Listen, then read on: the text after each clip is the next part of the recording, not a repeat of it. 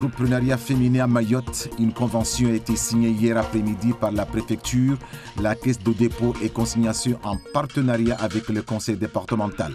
Il s'agit du plan d'action régional 2018-2020 en faveur de l'entrepreneuriat féminin dans l'île avec 3 axes d'action proposés: sensibiliser, valoriser, créer et développer une offre de services spécifiques pour les femmes. Mayotte ne pourra pleinement se développer que lorsqu'il y aura aussi une économie bien installée sur le territoire. Et ça passe aussi par les femmes, parce que les femmes représentent plus de la moitié des créations et des reprises d'entreprises. D'ailleurs, pour 30% au niveau national. Donc on voit que Mayotte aussi, de ce point de vue-là, est en avance et que le rôle de la femme est important.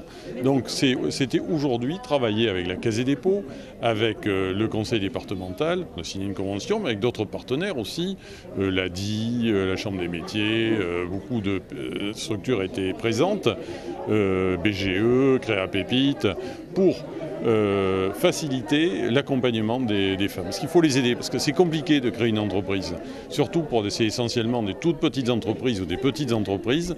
Il faut pour les accompagner, les aider, leur faciliter la vie, pour le dire très simplement. Nous nous sommes rendus compte, d'après les statistiques, que tout le monde connaît d'ailleurs, que 50% des entrepreneurs localement sont des femmes. Donc des statistiques très importantes qui montrent l'implication des femmes mahoraises ici localement pour créer leurs propres entreprises et donc subvenir à leurs besoins. Et nous avons voulu marquer notre ambition, en quelque sorte, de soutenir ces femmes-là, donc en signant cette convention. Des scientifiques de l'Institut de physique du globe de Paris, de l'Université de La Réunion et du laboratoire Magma et Volcan de Clermont-Ferrand étaient en mission depuis une semaine à Mayotte pour étudier l'origine de l'activité sismique et volcanique. Il s'agit de mener des études supplémentaires pour approfondir les connaissances, notamment sur les sèmes de séisme que connaît Mayotte depuis plusieurs mois. Nous avons étudié les zones de dégazage à Mayotte. Au niveau de la plage de l'aéroport, il y a des zones très intéressantes d'émissions gazeuses qui avaient été déjà étudiées en 2005 par le BGM. Donc notre objectif était de les échantillonner, les caractériser et déceler tout changement potentiel qui aurait pu intervenir depuis 2005.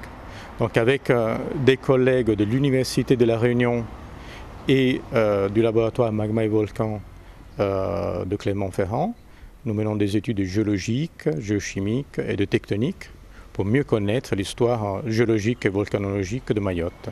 Pendant notre mission qui s'est déroulée, les collègues sont arrivés le 10, nous le 13, il y a eu de la cartographie pour identifier les failles à grande terre. Il y a eu de l'échantillonnage des émissions gazeuses qui vont être analysées au laboratoire et on a pu prélever des échantillons des magmas émis par les anciennes éruptions. Tout cela pour dessiner un cadre cohérent de l'activité tectonique, magmatique qui a lieu, et il y a eu lieu dans un passé récent, à Mayotte. Une semaine après l'intervention des autorités pour expulser les familles qui occupaient illégalement la parcelle privée de Boitolo, notre équipe s'est rendue sur place pour savoir ce que deviennent la plupart de ces familles. Si certaines ont trouvé une solution provisoire, d'autres auraient été relogées, mais la plus grande partie est toujours à la recherche d'une solution de relogement pérenne. C'est dans les débris de cette case abandonnée que cette femme dit avoir passé les dernières nuits avec ses 4 enfants. Depuis qu'on a détruit notre case, on dort le ventre vide. On ne peut pas faire à manger. Le soir, on prend ce matelas et on le met au sol pour dormir avec les enfants. Et ils pleurent énormément.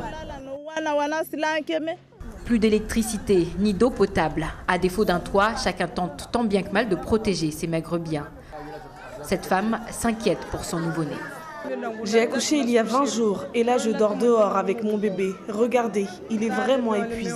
Sur les 80 familles expulsées la semaine dernière, une partie a trouvé refuge chez des proches. Le reste est parti s'installer du côté de la convalescence et sur le hauteur du quartier de Bandajou.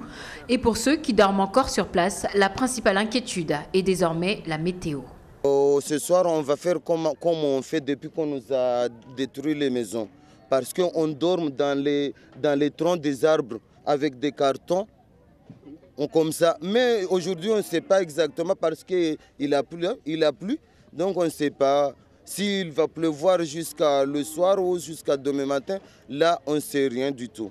Ils disent que nous avons proposé des maisons et nous avons refusé.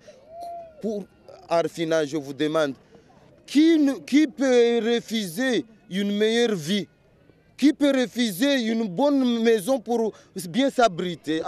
Face à ces familles désemparées, les questions demeurent. Les procédures ont-elles vraiment été menées jusqu'au bout pour éviter cette crise sanitaire et sociale? Les familles assurent toujours n'avoir reçu aucune aide ni proposition de relogement. Du côté des services de l'État et de la CFAV, c'est un autre son de cloche. Parce qu'elles n'ont pas forcément accepté d'être relogées, parce que souvent les relogements ne peuvent pas se faire dans le secteur. On a des appartements un peu partout sur le territoire, et donc elles n'ont pas accepté le relogement. Le principal frein, c'est au niveau de la localisation. Ils ne veulent pas quitter la zone Mamoudzou. C'est malheureusement effectivement le cas. Et il y a beaucoup de familles qui souhaitent se reloger toutes seules, donc elles disparaissent dans la nature. Et malheureusement, à un moment donné, elles seront de nouveau délogées. Selon les autorités, 45 personnes auraient déjà été relogées du côté de Koungou et Trévani. Et pour les familles dans le besoin, il reste toujours une possibilité de demander un logement d'urgence auprès de la CFAV notamment, mais pas sûr que les structures d'hébergement soient suffisantes pour accueillir tout ce monde. La campagne présidentielle bat son plein avec une ambiance bon enfant. Les électeurs malgaches sont entendus aux urnes demain mercredi. Les derniers meetings se poursuivent dans tous les pays. Ambiance bon enfant dans les rues de Majenga. Dernière démonstration de force avant le coup d'envoi mercredi matin. Ici, en t-shirt blanc estampillé 25, le numéro de leur candidat, les partisans de Marc Ravalomanane participent à ce qu'ils appellent un carnaval. Ils déambulent dans les rues avant de converger vers la place centrale de Majenga Bay pour un meeting. De l'autre côté, les supporters d'Andira Djawel connaissables avec leur couleur orange, eux aussi ne sont pas en reste. Ils défilent également avec cette caravane audiovisuelle. Tout est fait pour séduire. Les partisans de Radjaouen se sont en revanche donné rendez-vous à l'extérieur de la ville pour un grand rassemblement. Qui des deux personnalités l'emportera? Verdict dans les prochains jours. Le ras-le-bol des Gilets jaunes, mais aussi le ras-le-bol des forces de l'ordre invités à en faire le minimum. À l'appel des syndicats policiers et gendarmes, tape le poing sur la table. Il devrait être reçu aujourd'hui par le ministre de l'Intérieur. Depuis un mois maintenant, les policiers sont en première ligne pour encadrer les manifestations des Gilets jaunes, des lycéens ou encore sécuriser les marchés de Noël. 25 millions d'heures supplémentaires cumulées, un manque de moyens. Aujourd'hui, ils crient leur ras-le-bol. Notre boulot, c'est quoi? C'est d'assurer la tranquillité publique. Mais là, au vu de notre condition de travail et de vie, nous sommes pratiquement dans l'incapacité de le faire. Ce mercredi, le syndicat Alliance appelle à bloquer les commissariats et à ne répondre qu'aux appels d'urgence. Situation difficile également côté gendarmes.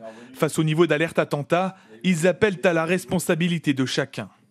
On demande aux élus, si possible, d'annuler leurs feux d'artifice. On veut bien sécuriser, on peut convenablement sécuriser les marchés de Noël, renforcer même la sécurité. En revanche, dès qu'on est sur des manifestations qui sont de plus grande ampleur, là, ça devient très compliqué en ce moment. Si l'État ne réagit pas rapidement, d'autres actions pourraient avoir lieu dans les prochaines semaines. Bako, originaire de Bandélé, le grand chanteur Bako, l'auteur, compositeur, musicien, est de retour dans son île natale. À ses débuts, Bako s'inspire principalement de Bob Marley. L'artiste évoque souvent les thèmes, la culture, la musique, les traditions, l'identité ou la guerre. Il a collaboré avec des divers artistes, dont Toro Chamou. Sur place à Mayotte, pour se ressourcer, il a tenu des concerts dans certains villages.